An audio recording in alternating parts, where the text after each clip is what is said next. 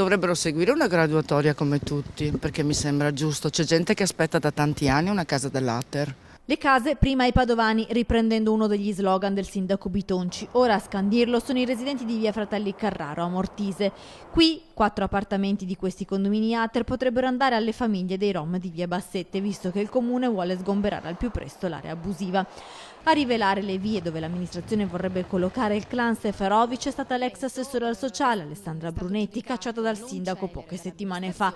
Tra gli alloggi ci sarebbero proprio quelli di via Carraro e di via Cascino a Mortise, poi via Beffagna a Camin e via Kennedy a Rubano. Il quartiere, già esasperato dalla presenza del campo di via Bassette, ora è ancor più preoccupato, tant'è che in via Fratelli Carraro è comparso questo cartello che incita alla mobilitazione. Qui rischiamo un'altra via Anelli, si legge nel foglio appeso fuori dal condominio. In attesa di conoscere il responso dell'amministrazione e il malcontento dilaga a Mortise. Soprattutto penso che c'è gente che abbia le stesse problematiche, se non più gravi, dei Rom.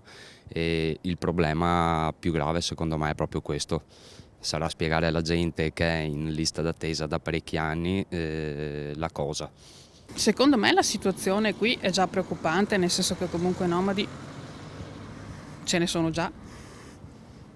E in esubero. Qui oltre ad avere alla sera esserci il non poter più già uscire, ok, e figuriamoci poi con certi elementi che ti entrano dentro casa.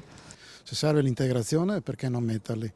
L'importante è che si comportino in maniera dovuta, rispettando la legge, soprattutto il regolamento del condominio, e non sovraccaricano l'appartamento. Io mi dico di no, perché 3 anni fa alla moglie ha fatto un graffio, ancora la moglie ce l'ha qua, l'hanno portato via una collanetta che aveva ricordo del nostro matrimonio. E quindi insomma è preoccupato. Ma tantissimo.